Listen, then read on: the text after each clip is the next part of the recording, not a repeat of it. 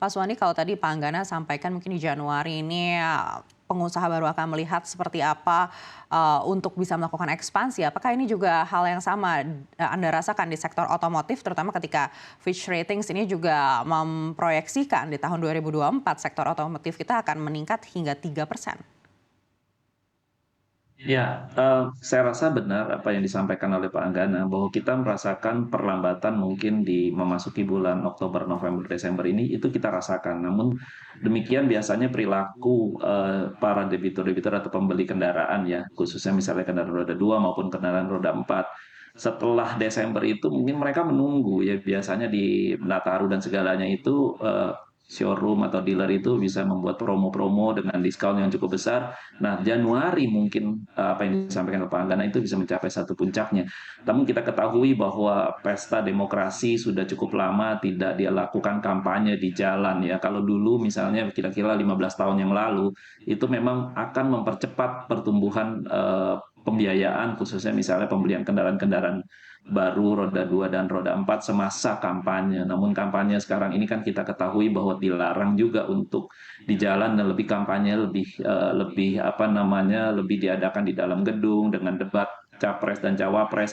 Nah, ini tidak meningkatkan semerta secara tinggi. Namun yang kita ketahui bahwa kenapa sih bisa terjadi peningkatan beberapa tahun ini untuk membeli kendaraan roda 2 dan roda 4? Mungkin lebih kepada karena masyarakat kita mengalami stagnan, tidak melakukan penukaran kendaraannya mereka, baik yang roda 4 maupun roda 2. Selama lebih dari 2,5 tahun masa COVID 2020, 2021, 2022, mereka mungkin menahan untuk membeli kendaraan roda 2 dan roda 4 karena COVID, dan tentunya tidak ada gunanya juga untuk membeli kendaraan baru, tidak bisa keluar, PSBB dan PPKM.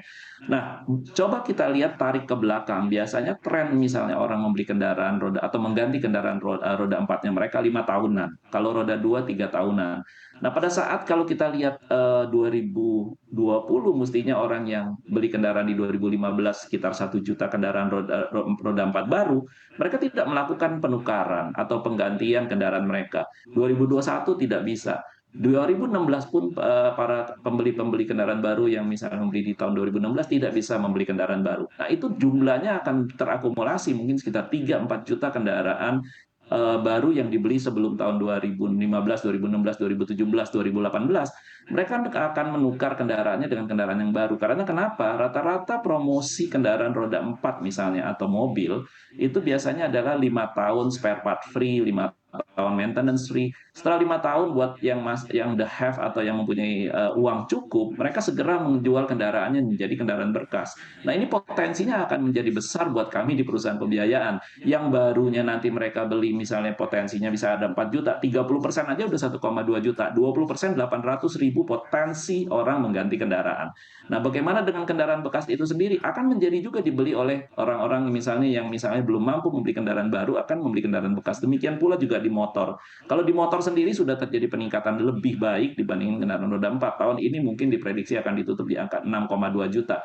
Memang belum belum bisa mencapai titik tingginya pada tahun 2011 pernah tercapai 8 juta. Jadi potensi-potensi peningkatan dari peningkatan kendaraan roda 2 maupun roda 4 penjualan ini akan terus masih berlanjut. Nah, ini menyebabkan investor-investor baru juga banyak masuk Mbak Anneke ke Indonesia untuk mengakuisisi perusahaan-perusahaan pembiayaan. Itu kita bisa lihat dari fenomena yang ada saat ini terjadi. Baik, tapi di tengah optimisme ini Pak Suwandi, kalau kita melihat ramalan dari World Bank mengatakan pertumbuhan ekonomi kita ini akan di bawah 5% di 2024, bahkan di 4,9%. Tanggapan Anda seperti apa? Ya, Bank Dunia misalnya memprediksi itu, tentu Bank Dunia menghitung secara total secara dunia apa yang terjadi di Amerika, apa yang terjadi di Eropa. Memang perlambatan ini terus masih berlanjut ya, apalagi dengan adanya geopolitik perang Ukraina dan Rusia yang entah kapan bisa selesai, terus kita lagi masuk ada jalur Gaza dan lain-lainnya. Namun ini merupakan satu prediksi mungkin yang dibuat oleh Bank Dunia secara konservatif. Tapi apa yang kita rasakan di Indonesia ini sendiri, apa yang diprediksi oleh Bank Dunia dengan angka 4,9, tapi tetap masih ada rentang ya, masih ada rentang yang disampaikan oleh Bank Indonesia juga misalnya 4,9 sampai dengan 5,2. Harapan kita, manakala kita bisa manakala pemerintah bisa melakukan kontrol yang baik, misalnya dari sisi moneter, apa yang sudah disampaikan oleh Pak Anggana bahwa Bank Indonesia berhasil, dan itu pun yang kita rasakan bahwa Bank Indonesia berhasil. Kontrol fiskal sendiri, bagaimana Kementerian Keuangan berhasil juga menahan laju apa namanya eh, laju daripada minus GDP GDP kita, dan bahkan GDP kita masih tetap tumbuh, dan pengeluaran government expenditure sendiri juga di apa namanya sangat dikontrol ya, di mana tiga komponen yang utama daripada GDP adalah government expenditure, consumption, dan tentu investasi. Baik. Baik, kami akan beralih ke Pak Anggana terlebih dahulu. Pak Anggana, kalau melihat proyeksi dari Bank Dunia, pertumbuhan ekonomi kita akan 4,9% di 2024, apakah ada antisipasi yang sudah disiapkan pengusaha? Sebenarnya angka 4,9 juga sudah cukup baik ya, Anneke, secara global, karena kita tahu secara tren tadi Pak Swandi sudah sampaikan, global masih menunjukkan tren perlambatan dan juga mungkin tren pemulihannya mungkin baru kita akan rasakan tahun depan setelah Amerika mulai settle juga terkait dengan pengendalian inflasi, dan juga nanti pasar-pasar lain di pasar besar seperti Asia dan Eropa, mereka akan mengikuti momentum pertumbuhan tersebut. Tetapi tadi saya sangat tertarik sekali dengan apa yang Pak Swandi sampaikan terkait juga dengan kendali kebijakan fiskal juga yang menjadi satu catatan gitu, bahwa instrumen-instrumen pengendalian konsumsi masyarakat terhadap beberapa produk yang diterapkan melalui instrumen fiskal juga dapat berpotensi berpengaruh dalam aspek daya beli. Karena kita sudah melihat ada beberapa yang ancang-ancang dari Kementerian Keuangan untuk menyiapkan terkait proyeksi penerapan plastik dan juga cukai terhadap MBDK.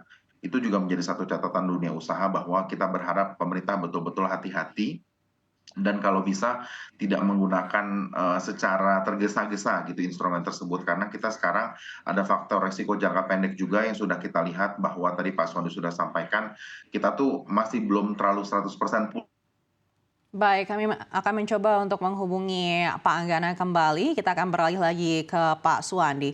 Pak Suwandi, tadi sempat disebutkan oleh Pak Anggana ada insentif-insentif yang diberikan pemerintah ini yang ternyata juga memberikan efek terhadap daya beli di sektor otomotif sendiri. Apakah insentif yang diberikan ini masih cukup sejauh ini?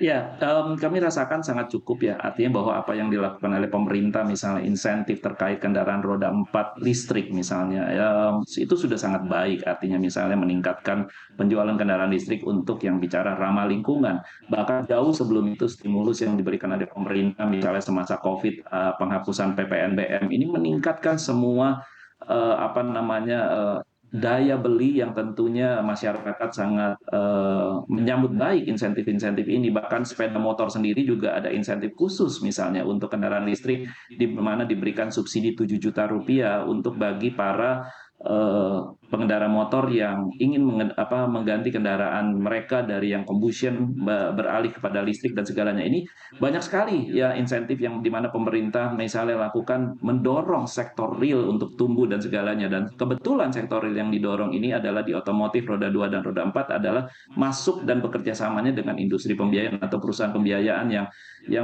yang secara nyata bahwa industri pembiayaan di tahun 2023 sampai dengan Agustus masih tumbuh 16% loh, Mbak Aneka, year on year. Ini jauh lebih tinggi sebelum COVID ya. Kalau kita lihat di tahun 2022 kita sudah terjadi peningkatan year on year 13%.